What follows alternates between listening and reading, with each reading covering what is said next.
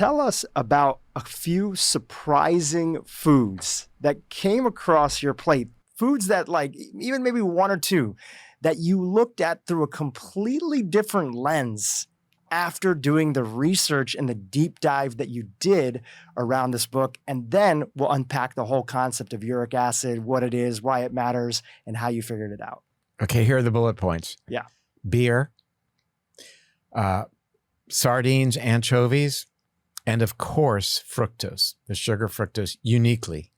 So all three of those categories as being foods, because I said surprising, I didn't say whether they were good or bad, quote unquote. And you would say that these are foods that all drive uric acid levels. And that's why if you're eating them or you're consuming any of these foods on a regular basis as part of your diet, you really want to be paying attention to this interview. That's right. And, for years, there's been this attempt to make us believe that fructose was somehow a safer, better sugar because it doesn't elicit an insulin response. And therefore, hey, it's a great sugar for everybody and diabetics especially. And the truth of the matter is nothing could be further from the truth.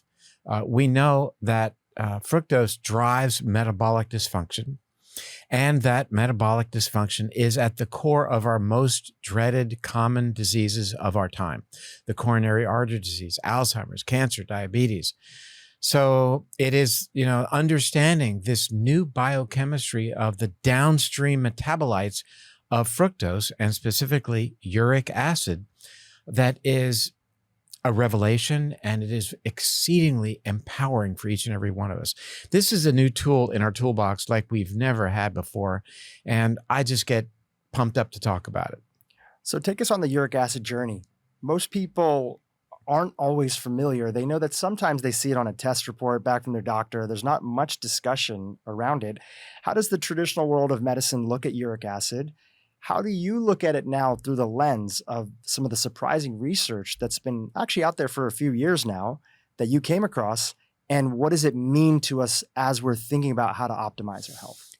I'd say that you probably wouldn't need to ask me another question for the rest of our time together today, really, because that is, it's why we're here, because we all grew up in the medical field looking at uric acid through the lens of gout and perhaps kidney stones. End of story. And if you went to your doctor and had your blood values done, typically it would contain anywhere between 12 and 20 different parameters. And generally, uric acid would be included through the lens or in the context of gout risk or having kidney stone risk. And now we recognize that uric acid is far from this inert metabolite that might be related to gout, that it is a central player. It's gone from, there's a title actually of a journal article, Uric Acid in Metabolic Syndrome, from innocent bystander to central player. So we recognize that it is exceedingly active in playing a role for the host of metabolic issues that threaten our health, whether it's high blood pressure, fat deposition, keeping fat locked up, gluconeogenesis, or the creation of blood sugar in your body, insulin resistance, oxidative stress, inflammation, nitric oxide inhibition.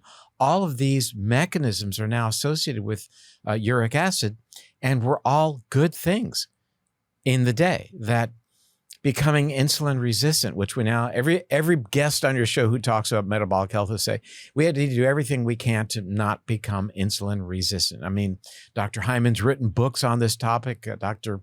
Lustig as well, many people, myself included. And yeah, it's true that these days we should do everything we can not to be insulin resistant, but for 99.99% of our time on this planet, being insulin resistant, having blood sugar higher than what we consider normal, was a very powerful survival tactic. And we wouldn't be here today if it weren't for the fact that we humans, by virtue of our thrifty genome, have a real strong predisposition to raise our blood sugars, to make body fat, to increase our blood sugar, to make more blood sugar in our bodies to power the brain, so that we can avoid the two things that threatened our ancestors, starvation and predation. We've always been at risk of not having food, and we've always been at risk for being eaten by something else in the forest, right? those aren't really risks that we encounter these days. We're not at risk for having another animal come along and eat us anymore. So I think that where we'll take our discussion today is to an incredibly fascinating place that through the years of our evolution, we had some unique changes in our genome that paved the way for us to be very thrifty as it relates to the calories that we've consumed, that we've always banked calories in the form of fat so that we would have a hedge against starvation. And that's where this elevation of uric acid comes into play. So what we've learned is that between 14 and 17 million years ago, there was a series of mutations in the genes that made an enzyme called uricase that breaks down uric acid. And these genetic mutations turned off the production of this enzyme, so our uric acid levels increased. And now we know what that means. It means that higher levels of uric acid told our bodies that winter was coming, told our bodies, make fat, store fat, make more blood sugar, raise the blood pressure, because that's how we would survive when we didn't have food and we didn't have water. So those of our ancestors that had these mutations then would survive when food was scarce, and they passed those genes on to you and to me and to every human walking the planet now, a time when we don't necessarily have food scarcity. And the biggest trigger of all, to lead back to your original question, is the sugar fructose. Fructose becomes available to us in the late summer and in the early fall. Well, when I say us, I mean perhaps our hunter-gatherer forebears and our primate ancestors. We consume fructose. It's metabolized into uric acid, and uric acid tells the body, hey, get ready, winter's coming. Make fat, get ready almost for hibernation. That's what animals that hibernate do. They have higher levels briefly of uric acid. They make more body fat. Then they hibernate and they have the calories to sustain themselves. So it's an incredibly interesting story, because ultimately where we go with that is to where we are today, where we experience the consequences of this evolutionary environmental mismatch. So we have this genome, this physiology, this human body that wants to save every calorie, that wants to make fat to hedge against times of caloric scarcity. And yet we're triggering that mechanism to make more fat day in and day out, to the extent that a third of American adults is obese. And that number is going to be 50% by the year 2020, not 2030. We think 2030, that's in the distant future. I know that this is probably evergreen, but I'm going to say, as we have this conversation, it's 8 years from now, 50% of American adults will be classified as not just being overweight, but obese. You mentioned consequences. Obesity is one of them, and uric acid plays a central role in that. We'll come back to that. Well, what are some of the other consequences, diseases that people might think of that are out there, that they know that people, maybe even loved ones, maybe even themselves, that they're diagnosed with, that have a direct connection all the way back to the upstream elevated levels of uric acid that people are facing? So the number one cause of death on planet Earth are the chronic degenerative conditions. And those include things like type 2 diabetes, coronary artery disease, Alzheimer's, type cancer, various forms of cancer.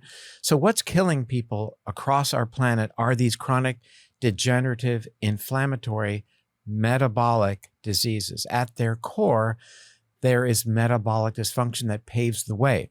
Metabolic dysfunction so that we gain weight, our blood sugars go up, we become insulin resistant, we have higher levels of inflammation in our bodies, a central mechanism for things like Alzheimer's and coronary artery disease. So those are the big threats.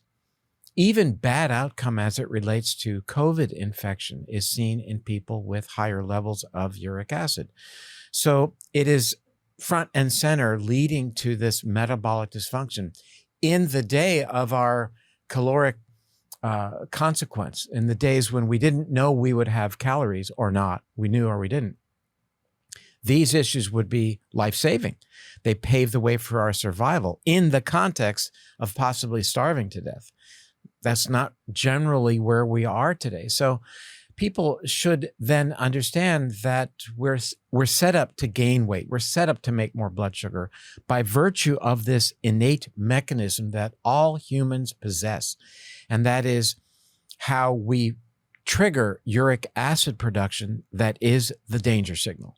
It tells the body, get ready. And then we should then ask ourselves, well, what are those inroads to elevating uric acid? And it's diet, it's lifestyle. Diet, primarily these days, fructose. Our fructose consumption has dramatically increased over the past century, whereas in the 1920s, we would consume perhaps 15 grams of fructose a day. Now that number's up to 55 grams. That, we're consuming 17 teaspoons of sugar a day, the average American. And that's table sugar, sucrose, which is 50% fructose. And fructose and glucose are totally different molecules. Though their chemical formula is the same, their configuration is totally different, and their metabolism is like night and day. We metabolize glucose by using a hormone called insulin, drives glucose into the cells, creates glycogen, we store it. Fructose has nothing to do with that. Fructose is metabolized into something called uric acid, and the consequences of that are manifold. They are severe, and they represent a central player in our time of metabolic discontent, if you will. When you look around the planet, to get back to your question, these metabolic issues are the number one causes of death, and they are avoidable. And, as I was getting ready for our interview today, I was thinking about some of the questions you might ask, and I realized that we say in general that Alzheimer's is not really a genetic disease. About 4 to 5% of Alzheimer's patients have a real strong genetic issue puts them at great risk. We don't say, for example, coronary artery disease or type 2 diabetes are really genetic issues. But through the lens of this genetic change that happened to our ancestors and the mismatch then between what our ancestors and even our hunter-gatherer forebears experienced and the world of today, we still have those genes. So in a very real sense, Alzheimer's and type 2 diabetes and coronary artery disease, because they are metabolic, are 100% genetic. They are the downstream manifestation of this mismatch between our physiology dictated by our genome and how we speak to our physiology based upon our lifestyle choices, primarily the food we eat, but also the sleep that we get or don't get, the exercise, the stress, the other lifestyle factors that are truly influential in relating to what our genome expects. Yeah, it's so profound when you zoom out and you think about it. It's like this mutation, as you've been talking about, this genetic mutation that we had, and the people that didn't have it, they didn't make it. So we're all ancestors from those people. And from my understanding, because it's 15 million years ago, it was apes. It was before Homo sapiens, right? Long before, yes. Long before Homo sapiens. And so these ape ancestors, there was a group of ape ancestors that didn't have this mutation. They couldn't survive winter. There wasn't enough fruit trees that they had access to. They couldn't store fat. They couldn't do our evolved ape ancestor version of making it through the winter instead of like a full-blown hibernation, right? Because at that point in time, there wasn't really a full-blown hibernation period that our ape ancestors were going through. And now, because our modern lifestyle has changed so much around us and there's so much fructose in our environment, we'll talk about the top sources that are out there. Surprisingly, some foods that many people think are healthy that they're eating on a regular basis that could be driving these higher uric acid levels. But because we're so much surrounded by it, we've changed and our environment has changed, but our genes have not changed. And that's why we're in this mess that we're in today when it comes to chronic disease. That's right. And so it's an environmental pressure. Evolution is the response to environmental pressures of one sort or another. And our genome basically is selected for those mutations that will then confer certain superpowers, if you will. And, that this specific uricase set of mutations took place over a couple of million years. So it didn't happen very quickly. And in fact, the changes during the Middle Miocene period were actually very slow with the Earth cooling and the progressive loss of food availability. Now, we've turned the tables on these genetic mutations in a century or two, and we cannot adapt. And I actually wrote my first article on this topic a half a century ago when I was 16. I published an article in the Miami Herald talking about, what's happening to us who are, in my words, stuck with this outdated machinery. So we can't evolve quickly enough to be able to be in concert with our current environment. We can't change our genome. We don't have that technology just yet. Maybe we will, but we can sure change our environment. This is sort of the underpinning of the so-called paleo movement, to try to emulate the environment of our ancestors that coexisted quite well when you looked at the relationship between genome and environment. Now there's a great disparity between those two. We want to try to do what we can to give back to our genome those signals so that it can keep us alive. Those salubrious signals that we give via our foods, the environmental choices that we make. And that's what this is all about. And focusing in on uric acid as being that sentinel, that alarm signal. And we want to do everything we can not to trigger it. There's a really powerful study from 2016 that looked at 42,000 men and 48,000 women, a big study. And they showed that those in the group, they followed these people over 8 years. Those in the group who had the highest level of uric acid had about a 16% increased risk of what is called all-cause mortality. What does that mean? Dying from absolutely anything, from being hit by a bus to coronary artery disease, having a stroke, you name it. But more specifically, those their risk for cardiovascular death in the group with the highest uric acid was increased by 39%, almost 40%. Risk of dying of a stroke increased by 35%. And for every point of elevation of the uric acid above 7, the units we use here are milligrams per deciliter. For every point, so at 8 and then at 9, there's an additional 8 to 13% increased risk of death from any cause whatsoever. And the final conclusion of that study was that in this group of 90,000 adults, that a quarter of the diabetes, type 2 diabetes, had its origin in elevated uric acid. So we have to take this really seriously, but it's good news.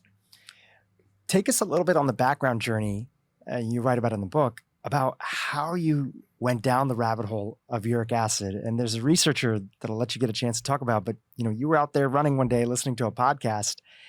And as you tell about how you came across this work, which led you to writing this book, and a new friendship that was in your life with this researcher, also help us understand how his work, what gaps in your what pieces of the puzzle that added into your view that functional medicine and your own research has given you when it comes to looking at health and disease? So my core interest is brain health, and we now fully grasp that metabolic disturbances underlie the most worrisome of brain degenerative conditions like Alzheimer's. I've talked about it before on your podcast.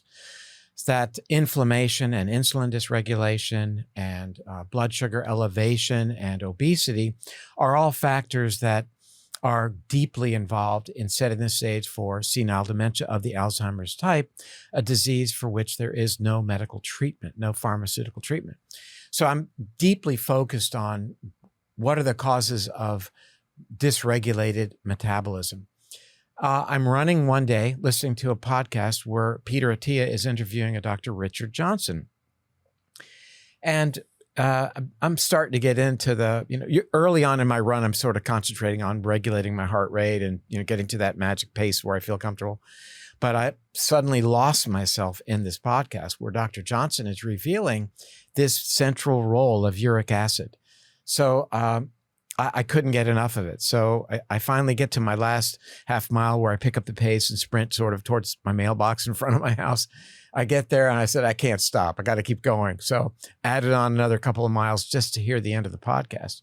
And then went home and did something I don't think I've ever done before. I listened to it again. And it provided me a revelationary tool for controlling metabolism.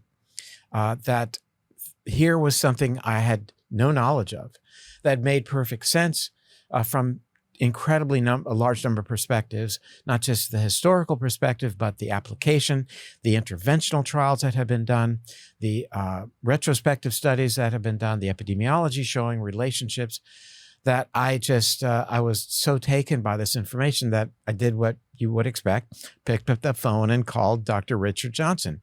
And we set up a time to get together. And I saw the guitar in the background. We were Zooming.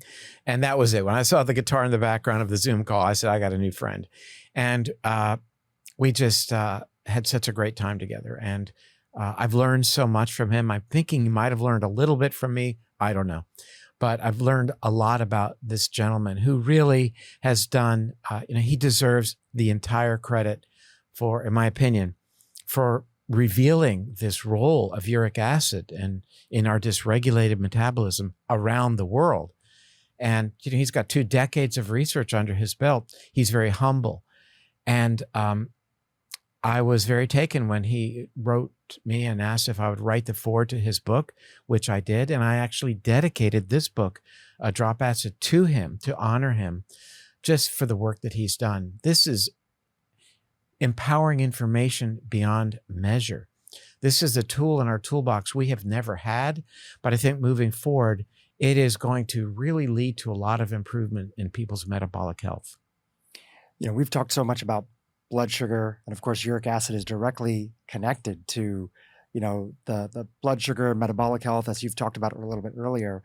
And the interesting thing that, as I started to go down the rabbit hole of uric acid, which is always included in my blood work, but like a lot of laboratory markers that are out there, they're based on the sort of normal reference ranges for the population. And normal is most of the population is not healthy, is not in optimal health. So what your doctor tells you is normal is not always what is optimal from your stance and viewpoint, and in functional medicine and the latest research. So talk to us about uric acid levels, because it's very interesting. There are a few ways that people can test it, some things that you've talked about on online, and then they can also ask about it from their doctor, but how to interpret it is not always there. So the data is accessible, and it's nice that it's usually a pretty cheap test, but people don't often know what it means, and their doctors aren't often trained in the subject.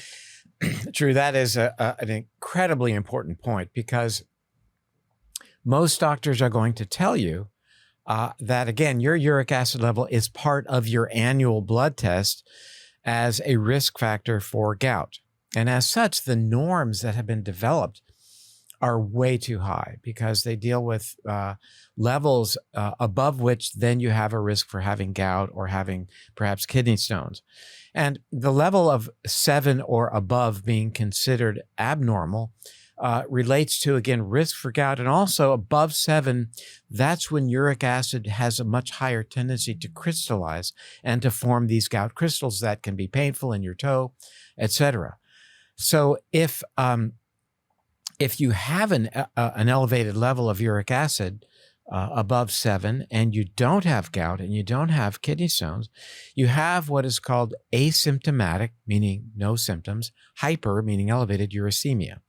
So asymptomatic hyperuricemia, elevated blood uric acid without having symptoms, is looked upon as being nothing much to worry about.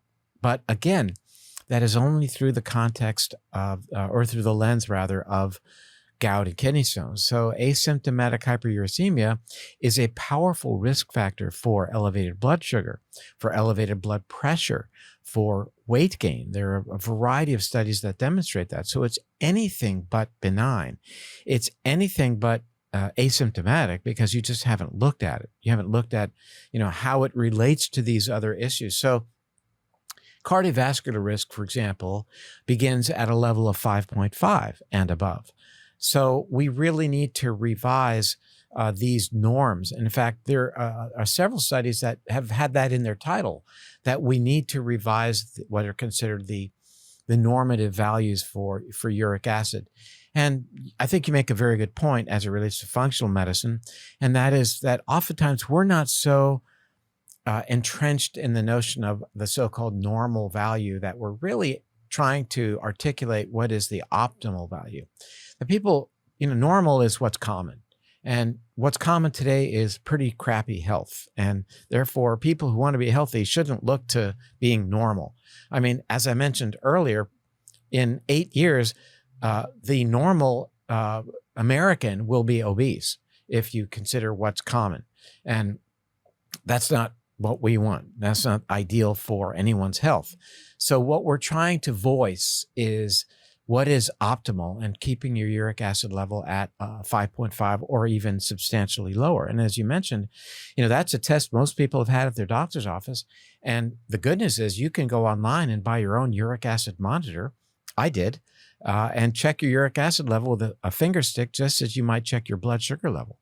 And I will tell you, sneak preview here, that we may very well see continuous uric acid level monitoring in the future, much as we see CGM, continuous glucose monitoring, now becoming exceedingly popular for exactly the same reason. So we can get a dynamic understanding, a motion picture, as opposed to looking at a still photo of what our uric acid level is doing day to day, hour to hour, based upon the foods we eat, the sleep we get or don't get, the level of exercise that we engage. Are we in ketosis? How did that affect my uric acid level?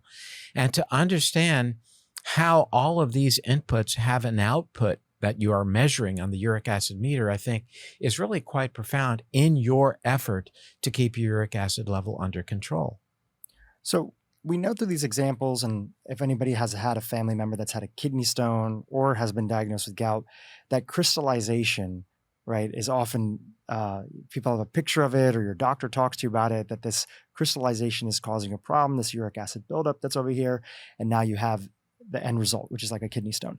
In the case of heart disease, what's the mechanism of uric acid being elevated and then contributing to heart disease being more likely in an individual? What's the pathway? What does it make happen more? What does it prevent from happening? It'd be good to tease it out a little bit. Sure. And we can tease it out for heart disease, but let me just say that what I'm about to describe to you are the same fundamental mechanisms that relate to Alzheimer's, that relate to virtually all of the chronic degenerative conditions that are underpinned by the mechanisms of inflammation, insulin resistance, elevated blood sugar, and all the things that feed into that, like overweight and obesity and the inflammation that causes. So we can have the discussion focused on, again, on heart disease and then simple narrowing of the coronary arteries. But again, those fundamental mechanisms brought on by uric acid are at play across the spectrum of these really pernicious and global issues that threaten our health. So what is uric acid doing? Well, fructose, as mentioned, is metabolized into uric acid. And that is what we call a feed-forward process. The more uric acid is produced, the more fructose is metabolized, because it is a survival mechanism. We want more metabolism of fructose to take full advantage of, to make body fat, to raise our blood sugar. Fructose in the liver turns on this process of gluconeogenesis, the production of glucose de novo. Why is that important? It's important because it provides blood sugar to power the brain, which is kind of like our ace in the hole. We're not the strongest animal, we're not the fastest, but we have a big brain that should keep us out of trouble. We could certainly argue that point these days. We don't know what's going on with our big brain, but it's been a survival mechanism for us to keep our brains online. The consequence, however, is that this raising of our blood sugar leads to the pancreas having to work overtime, insulin levels being higher and higher, to the extent that ultimately we develop what's called insulin resistance, and we compromise blood supply to our vital organs. Another important mechanism relating specifically uric acid to coronary artery disease, but also to brain-related disease, is that it inhibits a chemical called nitric oxide. We desperately need nitric oxide to perform two tasks in our body.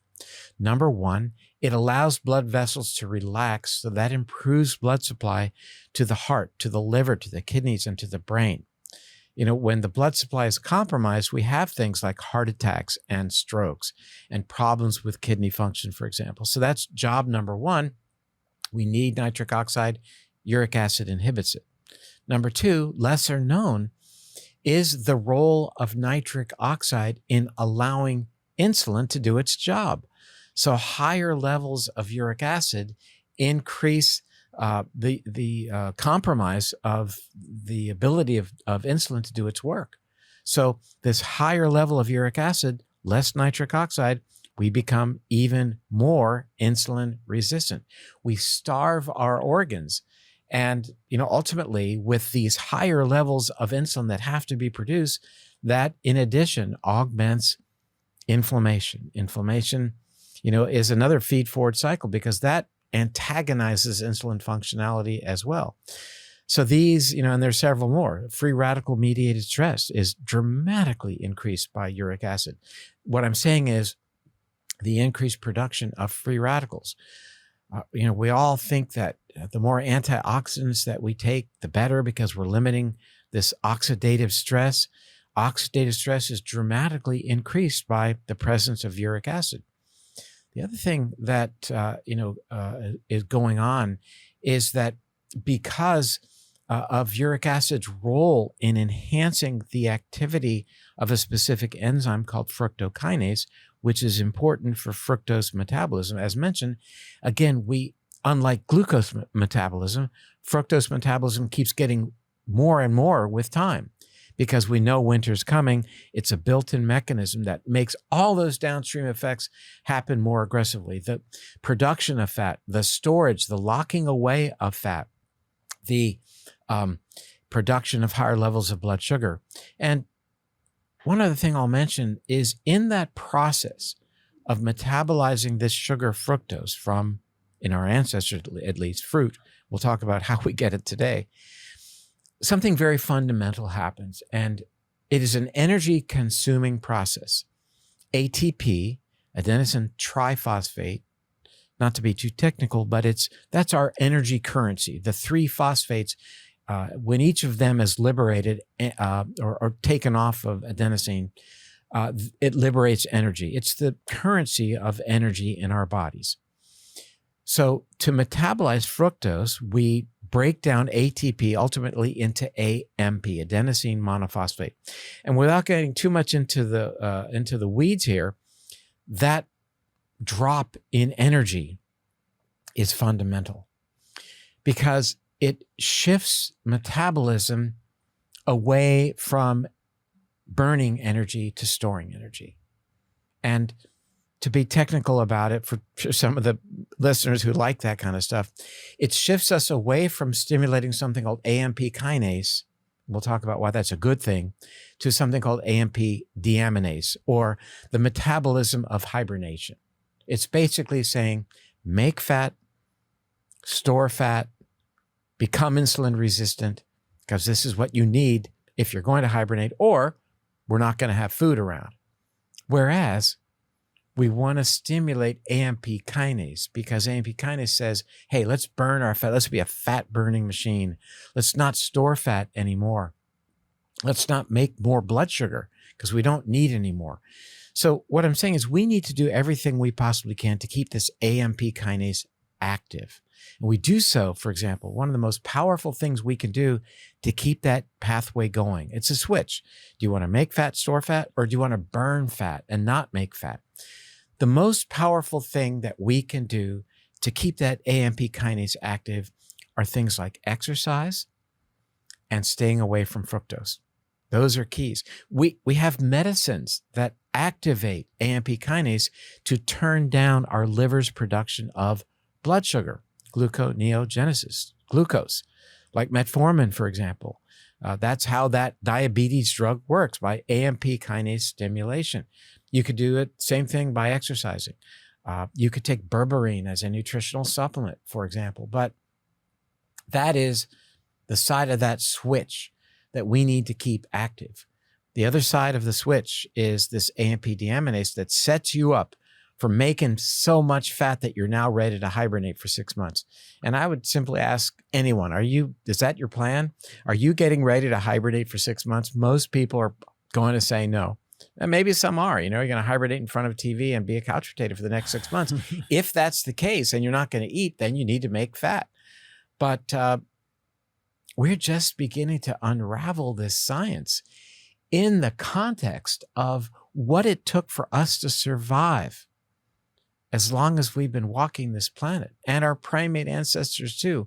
This incredible survival mechanism that's been in place for 14 to 17 million years.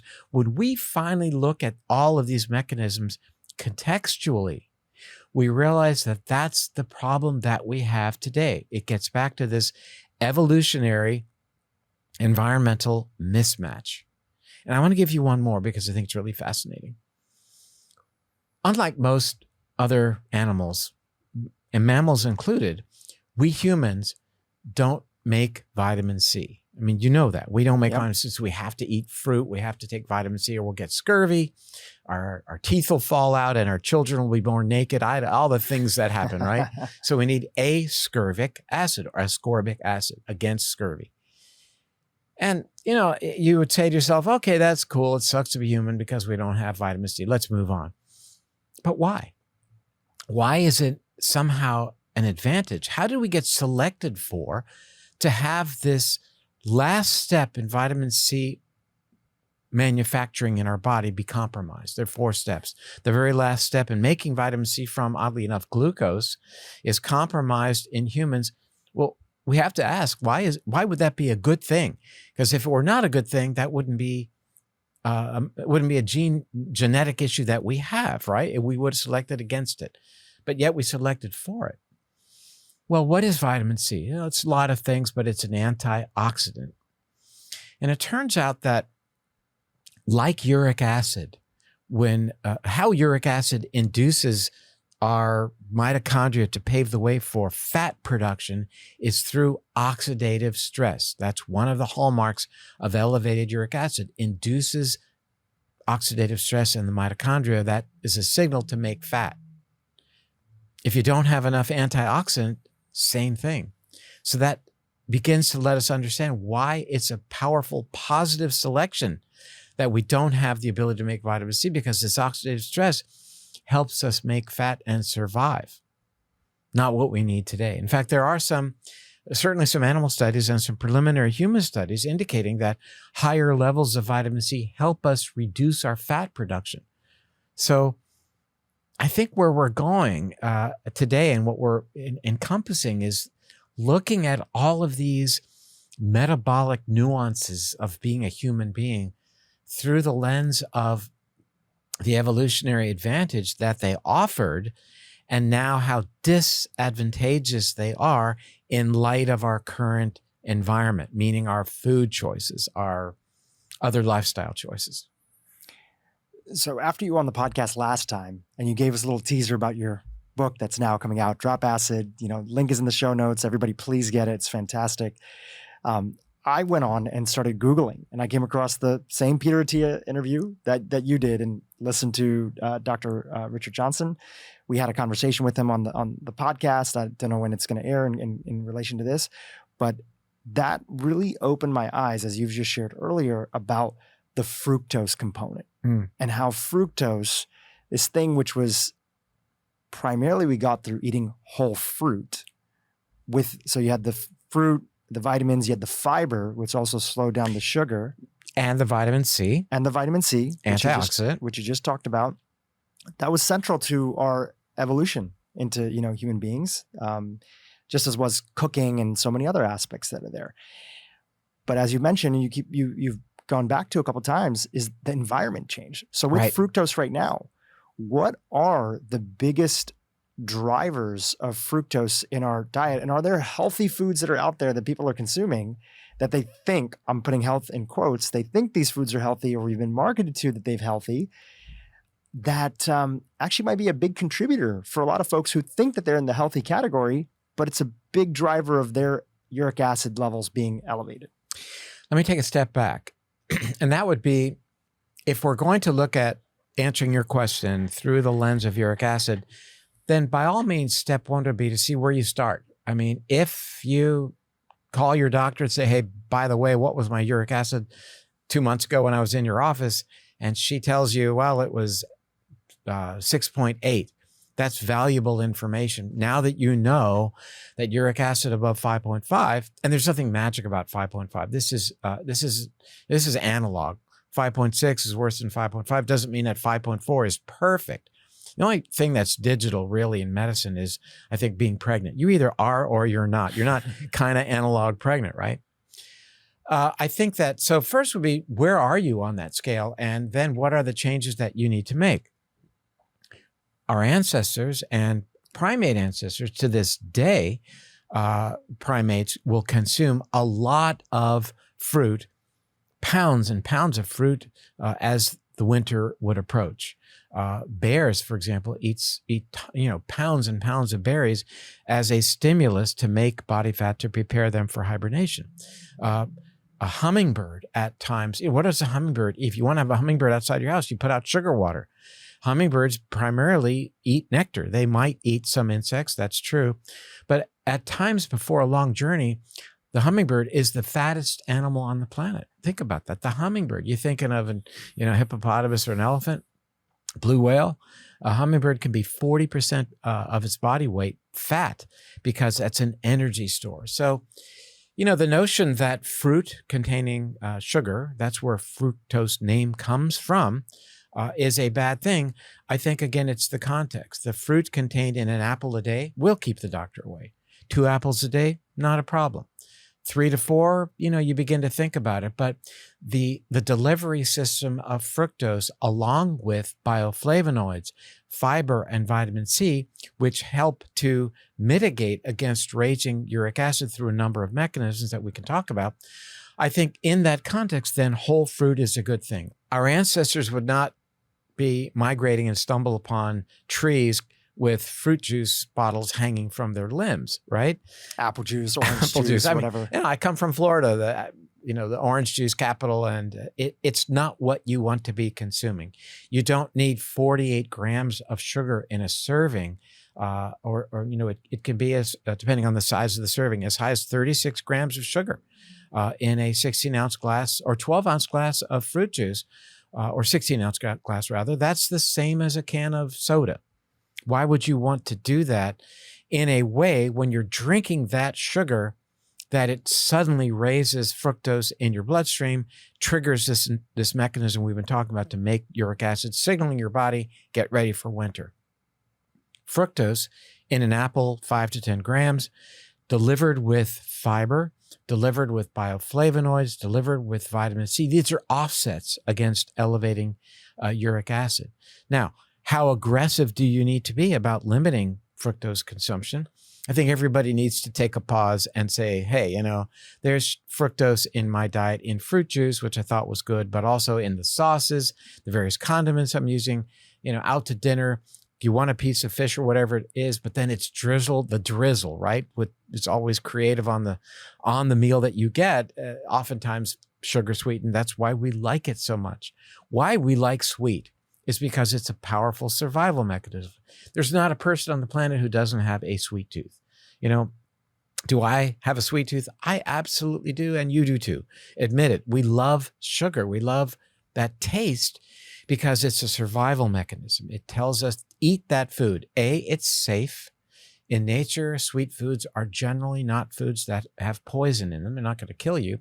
And B, it's been in our interest to eat those foods that are sweet because they are ripe and they are highest in their nutrient value, and they're going to help us make fat. So these days we have to take our primitive brain offline and bring online the prefrontal cortex, is what you and I talked about last time. Get rid of this disconnection syndrome and bring the adult back to make better food decisions, and say that foods that are high in fructose we want to avoid. Now, the only three things that turn into uric acid in the human body are purines, which are the breakdown products of DNA and RNA, fructose, which we've talked about. We can certainly talk more about that. And then alcohol. So alcohol is metabolized in almost an identical fashion that fructose is metabolized, almost, peas in the pod.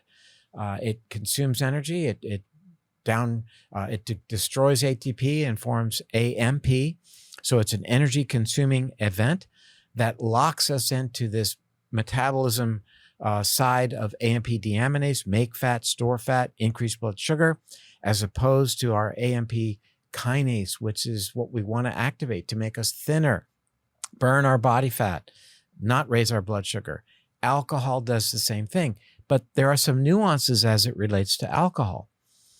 So what the research shows is that wine, for example, more so in women than men, is either neutral in terms of uric acid production or may, in women, be associated with a lowering of uric acid. Not so with beer. I mentioned that earlier. That was your first question, as I recall. Why? Because beer contains alcohol, but it also contains purines. From what? From the brewer's yeast. And these purines are metabolized into uric acid. So that tells the body to make fat. So now you fully grasp why there is a good understanding about where the beer belly comes from. It comes from the fact that beer has alcohol and purines making uric acid, saying, you better make fat right now because winter's coming and you're going to need this fat. Hard liquor as well raises uric acid, not to the extent of beer. But the good news is there is now beer made without purines to help people with or manage their uric acid. So we're coming along. Two quick thoughts on that. I had shared with Dr. Johnson, again, you dedicated the book to him and wrote about a lot about his research in there.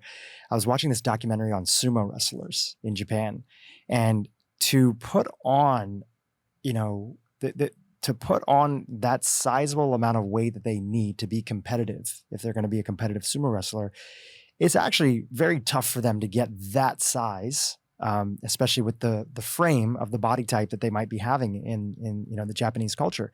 And they have these dormitories, like literally boot camps that people go to who are sumo wrestlers in training. And one of the ways that they encourage, they've learned just from, hundreds of years as sumo wrestling has been around, they've learned that this is the fastest way to put on body fat. So in addition to having, 6 to 8 servings of rice throughout the day in these big bowls, right? So they're probably double servings. So they're probably having more. Which probably are not really contributing significantly to their weight gain. Even though it's spiking their glucose throughout the day? It is. But I mean, the other, and that is setting that's taking advantage of then what the fructose is doing. And understand that their use of sugar, table sugar, that's 50% fructose. Got it. So in addition to that, so maybe the rice isn't doing that as much. And I have a couple questions on the rice thing. Is at night before they go to bed, they drink a big pitcher of beer. And then they go to sleep with basically all that alcohol in their belly. And it was specifically, it's beer, because they found that that's what helps them put on that massive amount of weight that they need to put on in a very short period of time. It's true. And they're genetically predisposed even more for these issues of weight gain. When you look through Polynesia and Micronesia, those areas, there is something called Pacific hyperuricemia, where selective pressure of these groups for 3,000 years having these long transoceanic migrations to colonize Micronesia and Polynesia, selected out those individuals who survive who could make more body fat on the limited food resources that they had, who didn't need as much water based upon their genetic predisposition. So it selected out those individuals to make more fat, and fat, the metabolism of fat creates gram for gram water. So having higher levels of fat reserves is what, the blue whale doesn't find fresh water. It makes its own water from its body fat, as do we. Again, we make a gram of water for every gram of fat that we metabolize. We make only the ratio with respect to protein is about 40% of what we can make in terms of water in comparison to fat. So it explains then why in places, in Polynesia, for example, you see incredible rates of obesity and other metabolic issues like diabetes and hypertension. This is a profound manifestation of an evolutionary environmental mismatch. These people up until 150 years ago there are some images of these people. They were thin, robust, and suddenly when our diet was introduced to them, which now they import most of their food, they're not growing it locally. You see the consequences. The incredible rates of obesity, and it has a term, Pacific hyperuricemia, because the uric acid levels are far higher than we see in North America and in Europe. Yeah, and percentage-wise, you look at like America, Samoa. I mean, the highest body fat percentage of any country in terms of total number of, population that is obese, and because their bodies, again, as you're mentioning, predisposed to packing on the weight, and with the military bases and everything out there, all the American food and the processed food making it out in its direction. I want to go back to rice for a second.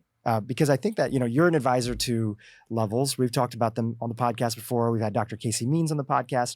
And I think as a lot of people get fascinated, they wear continuous glucose monitors, whether it's from Levels or all the other great companies that are out there.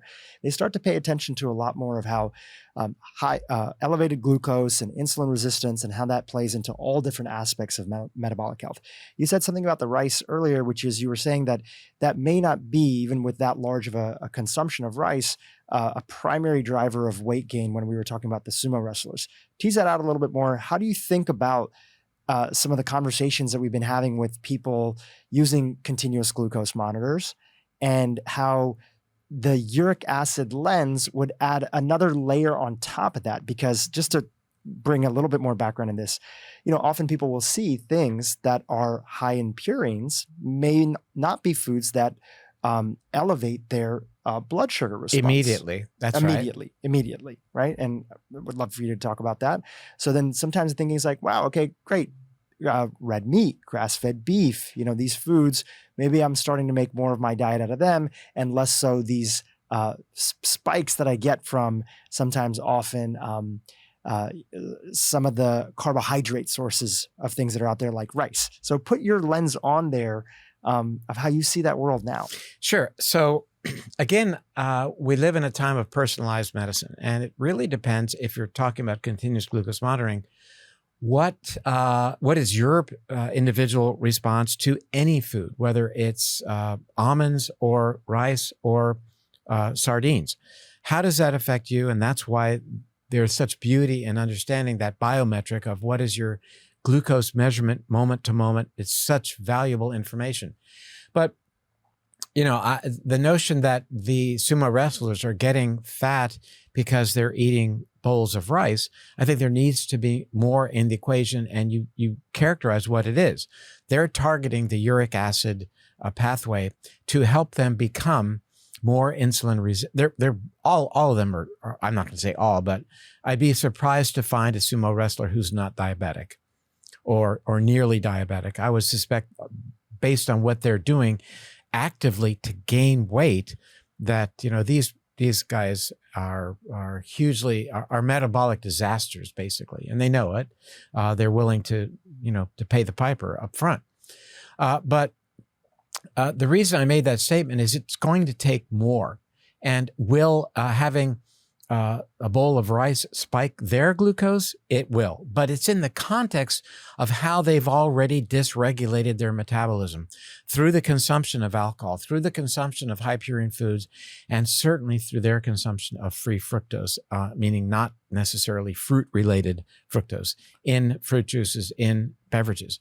Once you set the stage for that level of metabolic dysfunction, then when you add in the breakdown products of starch from their rice, elevate their blood sugar, of course it's going to increase their lipogenesis, their creation of fat. But it's not the rice in and of itself. The other factors have to conspire to really set the stage for that level of fat production that these individuals are experiencing. So what I'm saying then is that many individuals who are metabolically intact can afford to have a serving of rice and not see a dramatic spike in their blood sugar levels. And I encourage that. I encourage, through the use of CGM, that you determine which are the foods that seem to be spiking my blood sugar. And you'll find that the more metabolically improved you become, the more you're able to tolerate certain foods that perhaps you couldn't in the past, like that serving of rice or like that serving of potatoes. But it's when you're metabolically dysfunctional, as brought on by these other indiscretions, that's a kind word, these other lifestyle choices that leverage or are seen through the lens of this paradigm, the fructose to uric acid paradigm, that really cause you to be intolerant of the rice or the other carbohydrate-rich food that you may be consuming. So that's why I made that comment about the sumo wrestlers. It's certainly not that, this is a study whereby all they're eating is rice. I think animal research, rodent research would indicate that ad libitum consumption of carbohydrate-rich foods doesn't really cause significant weight change in rodents. It is when fructose is given, as Dr. Johnson's research clearly demonstrated, when he wants to produce glucose elevation or more appropriately insulin resistance and even hypertension in laboratory rodents, he gives them fructose. He adds fructose to their drinking water. Then, intriguingly, what he's done in rodents is he has blocked the uric acid production by giving a drug, allopurinol, a gout medication, that then allows these rodents to have high caloric intake of fructose, but not make uric acid, and they don't get metabolic issues. He has repeated those studies in human beings as well and noted the same thing. So we know it's not just the calories, for example, coming from the fructose. It is dependent upon this mechanism of activation of the uric acid that then said it's the danger signal, winter's coming, sets the stage for the weight gain, the elevation of the blood pressure, the elevation of glucose via gluconeogenesis and the insulin resistance. And that is the context in which I answer that question about the rice in the sumo wrestlers. So, and what is, in thinking about it, what is so exciting is that this research is going on now around the world. Japan is deeply involved in uric acid research to the extent that they are, in fact, treating people with certain metabolic issues by giving them uric acid lowering medications. And that research is happening around the world, places like Turkey and Japan and certainly across Europe. In Drop Acid, we've reviewed more than 400 of these studies. And it's really quite profound how that's going to be translated and now is being translated to, the interaction with patients, saying that, here's yet another thing we need to consider in terms of getting you back on track so we can help you lose weight, help you get your blood sugar down. One thing I just want to pin is that as so many people, yourself included, and my business partner, Dr. Hyman, and Casey, who we referred to earlier, and many others are really starting to, and have been for quite some time, talking about the role of insulin resistance, metabolic health. And then as CGMs have become more available, a lot more people are like tracking it and making changes. And it's like the uric acid piece is another level of sophistication, going more upstream. It is. And helping people understand that, we don't want to be in the place where we're, sometimes people get into the pathway of measuring their blood glucose. They're afraid of certain foods, right? They're afraid of, carbohydrates. They're afraid of certain fruits, other things like that. And really what we're talking about is, again, metabolic flexibility and your ability to uniquely be able to handle these foods, because regardless of what people think, it's very evident just looking at it. Human beings ate a lot of different things, a lot of different types of whole foods diets, right? As long as it's whole foods, they've eaten a lot of different types of whole foods diets throughout history. And there's still modern day hunter-gatherers that eat different forms of higher fat or higher protein or lower, or higher carb, whatever it might be. But I want to just pin that point that if you've been hearing about metabolic health, and we've talked about it a lot on this podcast with some of the top experts like yourself that are out there, really you have to understand metabolic flexibility and think uric acid and metabolic flexibility go hand in hand, right together. No question. And again, it's just taking this step back and looking at our evolution, looking at how our day-to-day lifestyle choices play against what we are dealing with. What is our physiology, and what is our physiology geared at? And our physiology is geared at survival during times of food scarcity. And when you appreciate that, when you understand that moment to moment, your body wants to survive and make the most out of the food that you are going to consume, that we have, as Dr. James Neal described 60 years ago, these thrifty genes, meaning that we want to make as much fat as we possibly can to keep us alive because, we're hunter-gatherers. There may be, weeks that we don't have food. And so we have that physiology. And this is a very new nuance to that understanding. It takes us away from being very dogmatic about eat this and don't eat that, because now we have another lens, as you characterized, to look at our lifestyle choices beyond food, look at what we decide to do, how we sleep, for example. We know that not getting enough restorative sleep, another time for biometrics, raises uric acid, or at least is associated with an elevated uric acid. That exercise helps to lower uric acid, but not too much. We know that an aggressive period of exercise, more than you might normally engage, will transiently raise uric acid. Why? Because you'll break down muscle. Yeah, your own liberate muscle breaks down. purines. Matter of fact, 2/3 of the purines floating around in your body aren't from the foods that you eat. They're from your own muscle breakdown and other tissue breakdown. But even fasting will clearly elevate uric acid. But what the research shows is that that's transient. And that ultimately, as we've talked about many times, the net benefit at the end of the day, or however many days you fast, is positive, that you've done yourself some good. That period of ketosis, for example, ultimately is a good thing as it relates to your metabolism and uric acid and the downstream issues related to uric acid, like insulin sensitivity. While you're in ketosis, your uric acid level may actually go up, as you might expect when you're catabolic.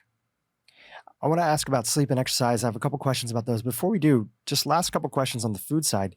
We've talked about purines, right? So if you look at from evolutionary history, we talked about fructose and why, when fruit would come in the late summer, the fall, it's designed to fatten you up.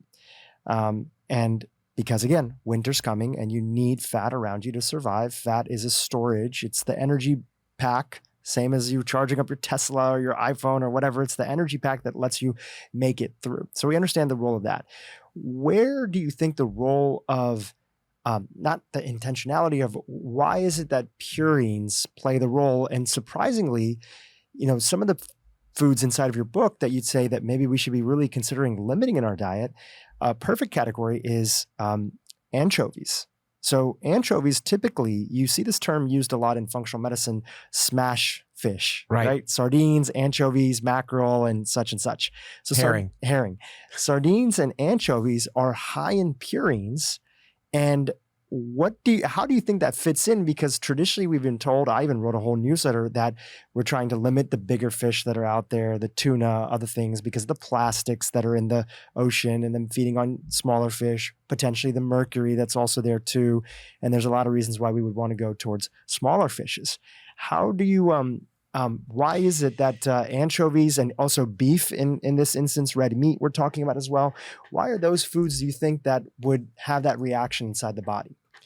Well, it's a nuance. It's a nuance that we didn't know about before. I mean, there was a time, perhaps if you would have interviewed me 20 years ago, that I would have said, we've got to be on the lowest fat diet that we can be on, because as we all know, fat causes heart disease.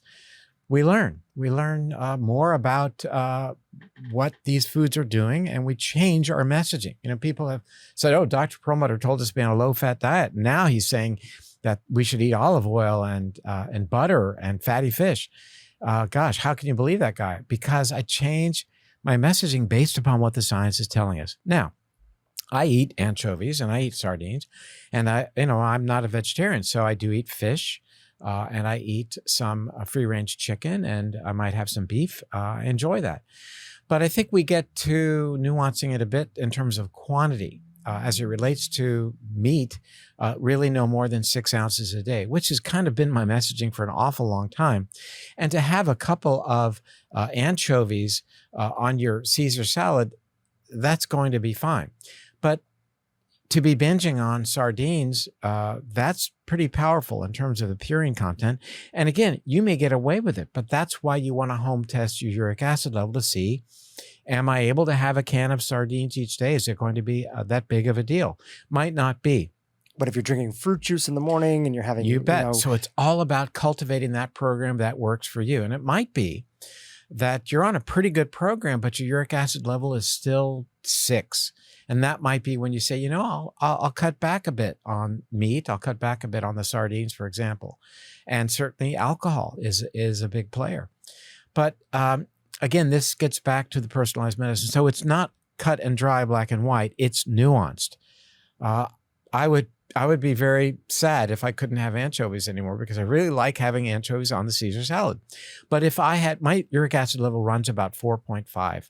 So I'm feeling okay about that. But if I was running 6.5, the anchovies would go, and I'd be stricter about any alcohol that I consume, for example, and I'd be looking at other sources of uric acid through fructose, through sauces, condiments. I'd be more careful at restaurants, for example.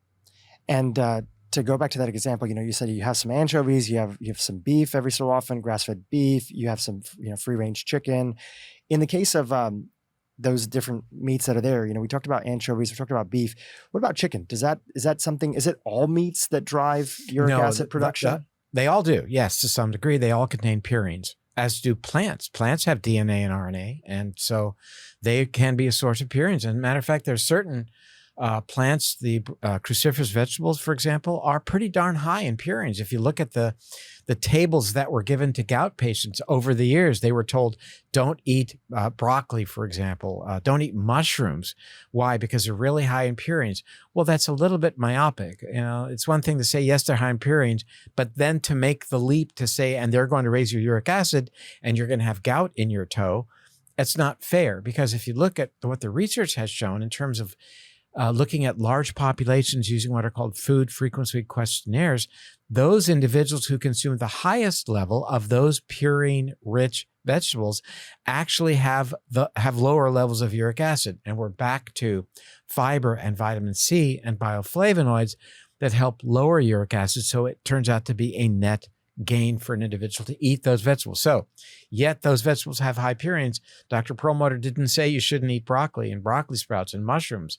They're on the list. Eat those foods in abundance. It kind of reminds me about the whole conversation about salt. There's so many people that are out there that have hypertension and they're told to, and I know there is a connection with salt and the concentration of salt. And I learned that a lot through, your work and Dr. Richard Johnson's work.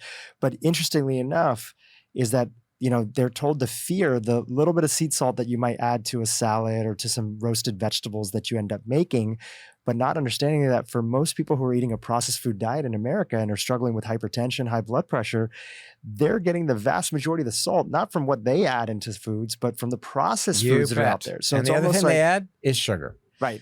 Close to 70% of the processed foods in America have added sweetener. By and large, it comes from something called, who guessed it, high fructose. Don't want that, corn syrup. So this is corn syrup that has, at the minimum, 55% fructose. And why more fructose? Why was that created? That was Dr. Richard O. Marshall in 1957 developed that technology, University of Oklahoma, because it's cheap and fructose is far sweeter than glucose. So the higher level of fructose, the less you need to use to sweeten your food, the better is the profitability, right? So, but let me get back to the meat question, and then we'll talk about salt in just a moment. The biggest issue as it relates to meat are the organ meats. They are really high in purines. That would be eating liver and kidneys and pancreas. I mean, I just never gravitated towards those foods, but they're probably good for you in some regard. I know liver has, B12, et cetera, but by and large, those are the really high purine foods. And venison and gamey meats as well ostrich have high levels of purines. Now, as it relates to salt, anything over about 11 grams a day then creates a threat through the mechanisms that we've been talking about today. Salt, specifically when it is raised in the bloodstream, activates two enzymes. The first is called fructokinase. And what is fructokinase? That's step one in the metabolism of fructose into uric acid. So we want to limit that.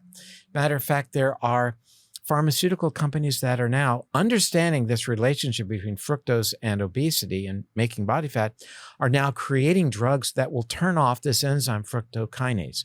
Higher levels of sodium in the bloodstream turn on this enzyme.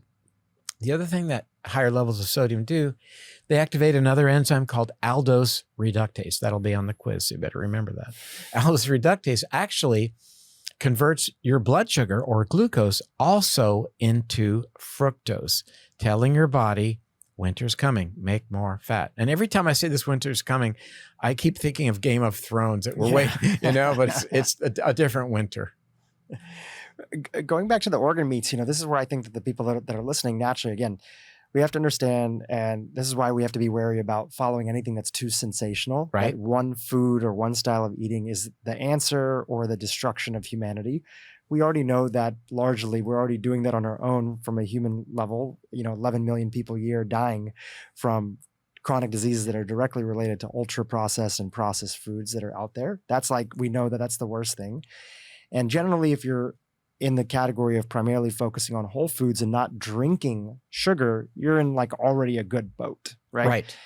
Now, in the category of organ meats, we've had people on the podcast before, friends, colleagues of both yours and mine, people like Dr. Terry Walls, who have talked about in their protocol, like the Walls protocol, how organ meats, in a targeted fashion, she's not basing the entire portion of her diet around it, have been a central part of what she's seen that has been helpful to people that are on the Walls protocol.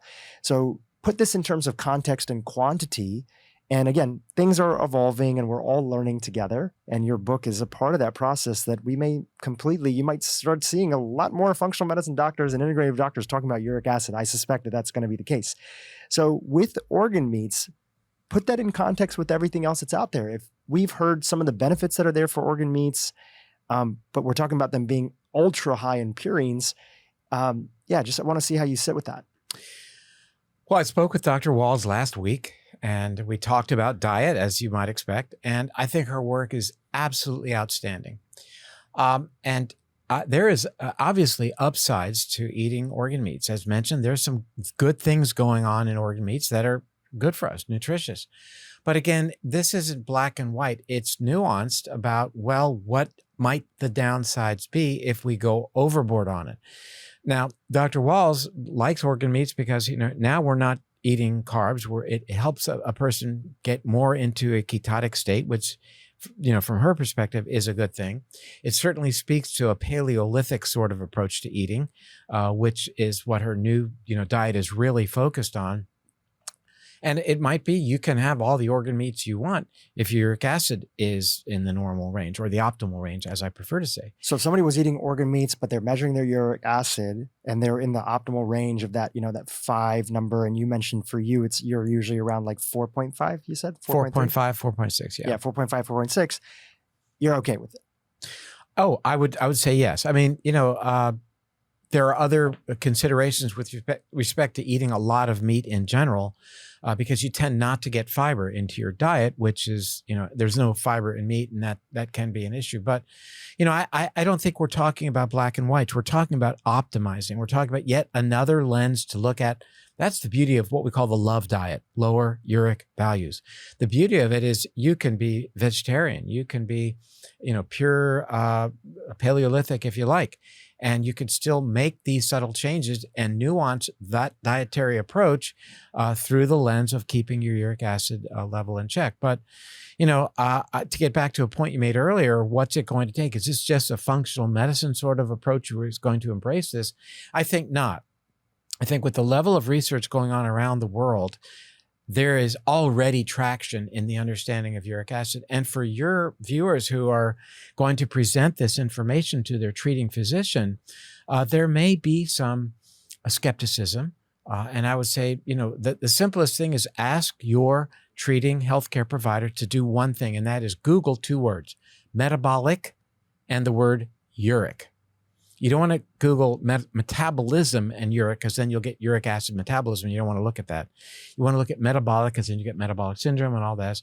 Metabolic and uric. And you could look at PubMed. I mean, the number of literature citations is overwhelming. And to be fair, people tend to be down on what they're not up on, meaning that if they have not been exposed to this, I mean, you, after speaking with Dr. Johnson, as you said, went down the rabbit hole. And I'm sure you uncovered incredibly vast resources of information related to this new concept.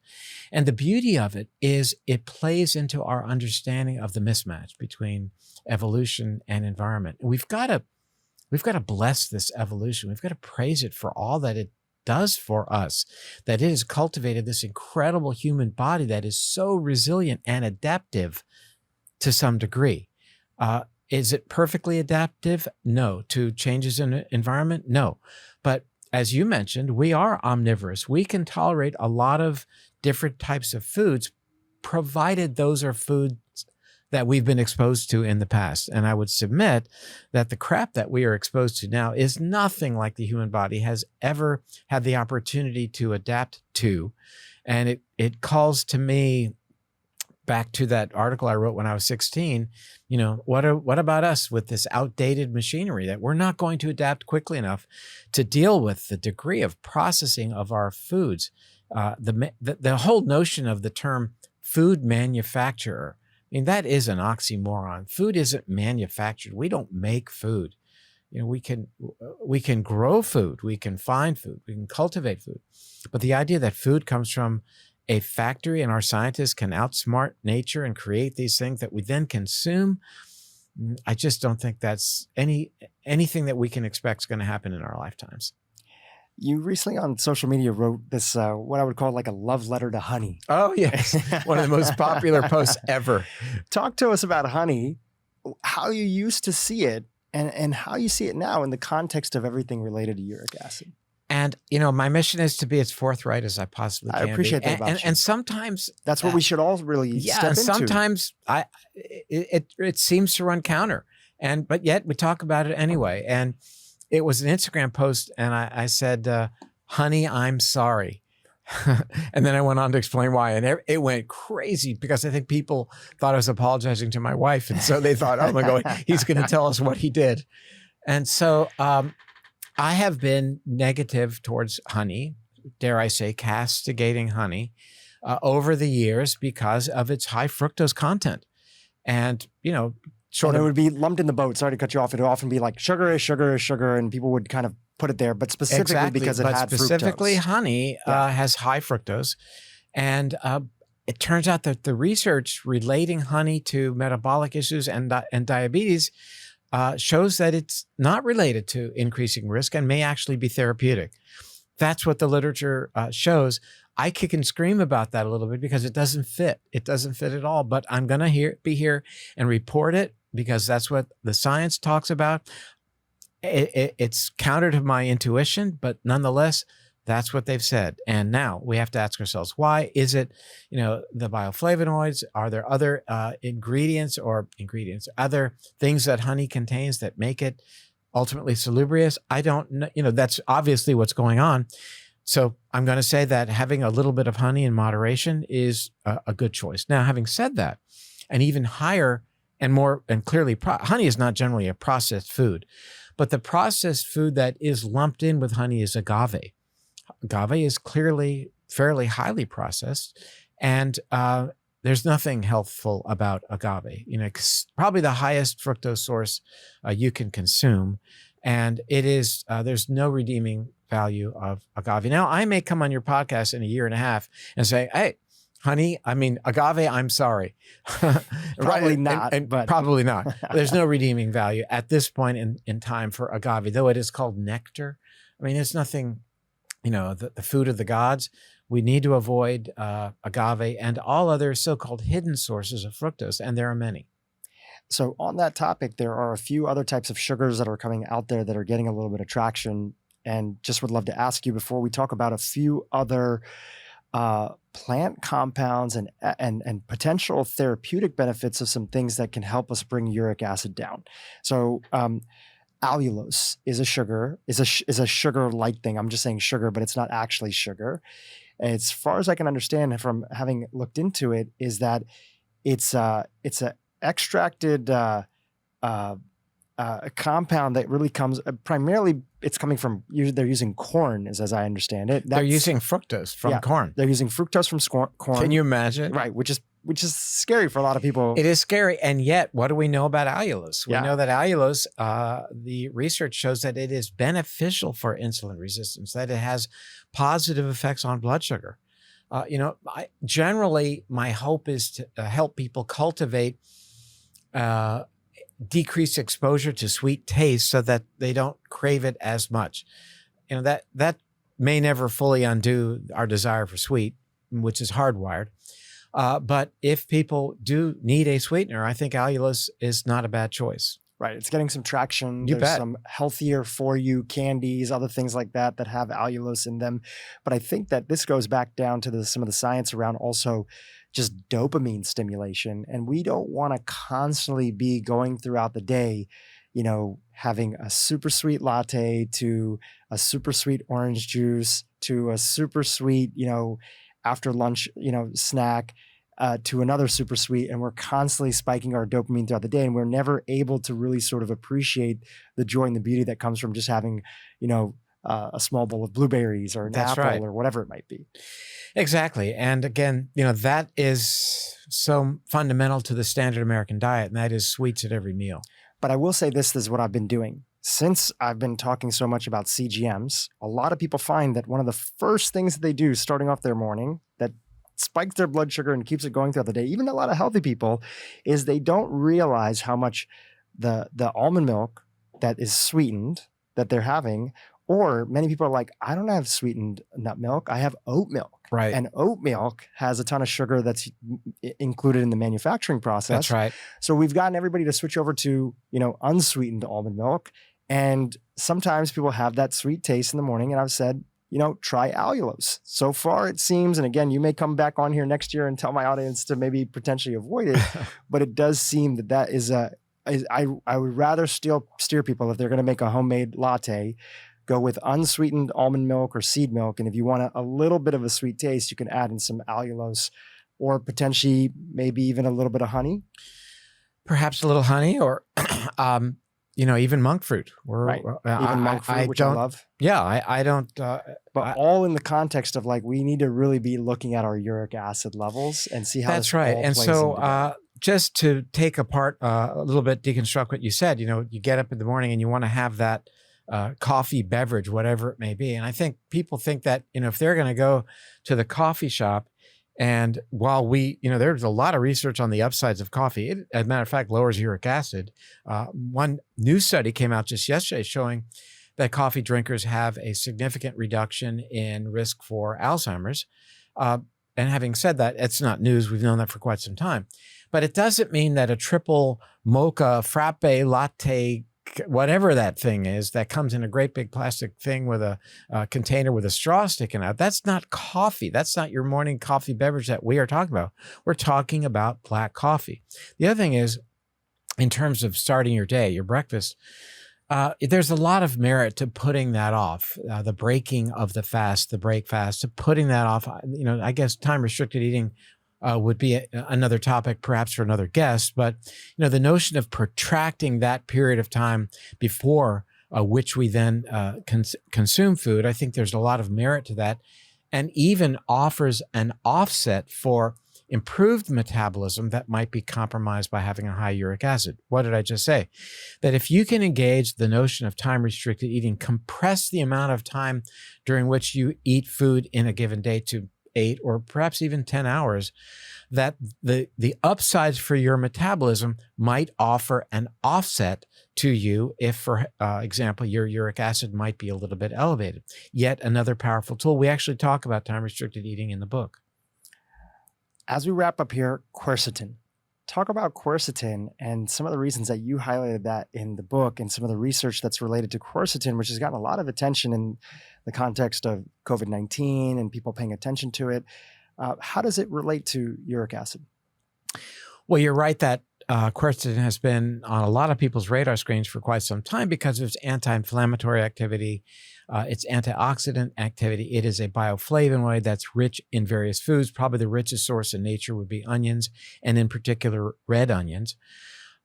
I've been interested in quercetin more recently because of its senolytic activity, or purported senolytic activity. In other words, the ability that quercetin and others similar bioflavonoids have, like fisetin, for example, to help our bodies rid themselves of senescent and perhaps not as fully functioning immune cells. But in the context, and this is really very exciting, of uric acid, quercetin shines. Quercetin is almost or perhaps equally as powerful as the pharmaceutical I mentioned earlier called allopurinol in terms of targeting a specific enzyme called xanthine oxidase, which is fundamental in the production of uric acid. So we are able to limit the production of uric acid by using quercetin. One study of 22 young males with borderline elevation of uric acid done in England demonstrated that 500 milligrams per day in 2 weeks was able to lower their uric acid without any other dietary change in comparison to placebo by 8% in just 2 weeks. That's big time. So quercetin and 500 milligrams a day, luteolin, another bioflavonoid, 100 milligrams per day. Luteolin is the one that is in fact demonstrated to be as efficacious in targeting that xanthine oxidase enzyme and lowering uric acid in comparison to a drug, allopurinol, which is a gout drug. So here you can get things at the health food store that'll lower your uric acid. Of course, we call these supplements, meaning that they are supplemental to the big program, which is, cutting off uric acid production at its source, mainly getting rid of the fructose, the free fructose in your diet, the fructose that's added to your sauces, your condiments. That's, as I mentioned, more than 60 to 70% of packaged foods in America. And even fruit juice, though we think, I'm getting my vitamin C, I'm going to be healthy, I'll drink a glass of fresh orange juice every day. You want to avoid that. Eat an orange, eat an apple. It will keep the doctor away. It's powerful information, and it's really just another layer that we can add to the things that we're up to. And for a lot of people, I think it's going to help connect the dots about maybe how some aspects of how they were trying to personalize their diet wasn't maybe working for them because they had liquid form of fructose in their diet as a big driver, or they were maybe focusing on too many high purine foods. And with just a little bit of optimization, we can start dialing these things in. Is there a brand of uric acid meter that you like, something that you recommend, or is it just? I use a brand called UAssure. It's UASURE, and they're available everywhere. Are they typically like a finger prick sort of? You bet. And the trick that I've learned I'm not keen on the finger prick. That's why I like CGM. But if you put the little lancet right under your thumbnail, works like a charm, and you don't even feel it. And how much variability do you see? I mean, obviously you're not eating a lot of fructose that's there, but if you have people that you're guiding or people that you've seen on that journey, how much variability will they see in a day? And I think that people are going to see a lot of variability, not within the day per se, but day to day. And so it's highly variable based upon, levels of physical activity and the amount of fructose consumed. Liquid fructose will right away raise uric acid. I mean, that's what it's designed to do. That's how it plays out in your physiology. That's what, that's the signal. You're suddenly eating a bunch of fruit to get ready for winter to make fat. And boy, that mechanism is activated. The alarm system is lit up. The board is all on lights. Winter's coming. We've got to make fat. You shift your entire metabolism. Everybody comes on board. All the little cells in your body are starting to get dialed in that winter's coming. And clearly, we need to do everything we can to turn that off because there's no need. It just, and that's the centerpiece now. So it's really very, very empowering and very exciting. And you're probably going to close by asking me, hey, what's next for you? And I don't know how I'm going to answer that question. Last time I said uric acid, but I think this is going to be with us for quite some time. And I think what happens moving forward over the next couple of years is we're going to learn a lot more about it. And there'll be a lot more authors that are going to explore it. You know, if you want to learn about something, if you want to understand something, you read a book about it. But if you really want to know something about a topic, you write a book about it, and then gosh, the level of understanding that you get, and it's just so very satisfying to have this novelty in our lives that we knew nothing about, and most importantly, how this becomes such a powerful tool for people who've struggled, who have been on whatever the popular diet is of the day, and still there's a missing piece, and they know darn well that there is something out there that they just haven't learned about yet, and now they can know. And maybe this is it. I think it might be that missing piece of the puzzle for a lot of people. Or maybe they're just borderline hypertensive to the extent that they do have to take a low dose of a blood pressure pill every day. And this control of blood pressure brought out by lowering uric acid might be enough to help them get off blood pressure medications, many of which raise uric acid. Think about that. Elevation of blood sugar, or rather elevation of uric acid, leads to increased blood pressure. And various blood pressure drugs are raising uric acid, like the diuretics, the water pills, the beta blockers, for example. These are drugs that increase uric acid, which tells your body to raise the blood pressure. So you're really chasing your own tail as it relates to treating your blood pressure with these drugs that raise uric acid. Other drugs like proton pump inhibitors taken by 14 million Americans dramatically increase uric acid, have been strongly related to risk for Alzheimer's and stroke in a powerful publication in the journal Stroke. And now we have a mechanism whereby they may be related. We know that elevated uric acid, as I've mentioned to you, compromises nitric oxide. That means poor blood supply to areas like the brain. One would expect increased risk of Alzheimer's, increased risk of stroke. How incredible it is when you think about that mechanism, that compromised blood supply, which we know happens, for example, in the Alzheimer's brain, could be related to this compromise of nitric oxide brought about by uric acid. How do we override that nitric oxide story? What is the prototypic drug that increases nitric oxide? It's Viagra, increases blood flow. That's why men who have erectile dysfunction take Viagra. A study published this morning, looking at several million people, you saw that, Yeah. showed that those who regularly took this drug that increases nitric oxide had a 70%, it was associated with a 70% risk reduction for Alzheimer's disease by increasing nitric oxide. Keep in mind, elevated uric acid compromises nitric oxide. It's not what we want. Two things it does. It messes up how insulin works, and it decreases blood flow, and neither of which is a good thing. Right. You don't want to be in the position where you have to take Viagra, because that's a sign that probably there's not enough nitric oxide production that's there. But you're talking about the beneficial components of how increasing that nitric oxide production, if you are in a place, nothing wrong with, people needing to take Viagra, that the potential, what mechanism is it taking advantage of that would also lead to other benefits? That's right. That are there. And let me finish with one last point that I think may have traction as we do talk about erectile dysfunction. That always seems to be an area of interest.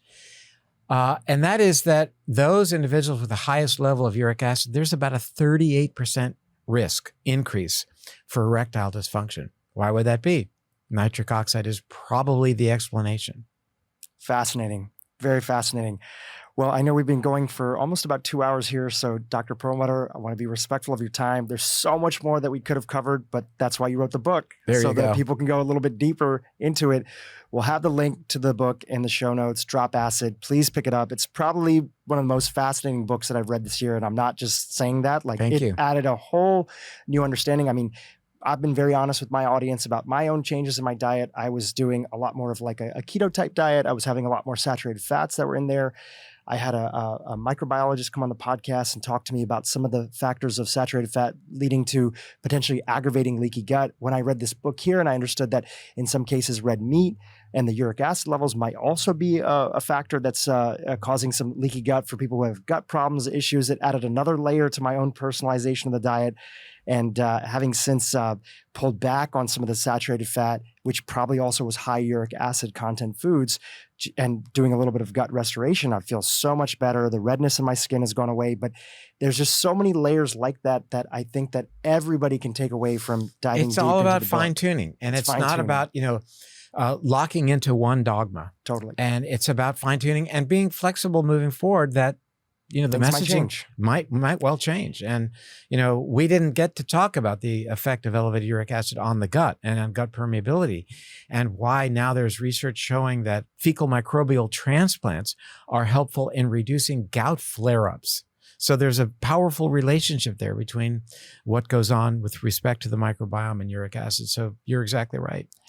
Anywhere else you'd like to send our audience to learn more about the world that you're up to, in addition to the show notes? I think the clearinghouse, but the clearinghouse is drperlmutter.com. Perfect. They start there, and there's plenty of information.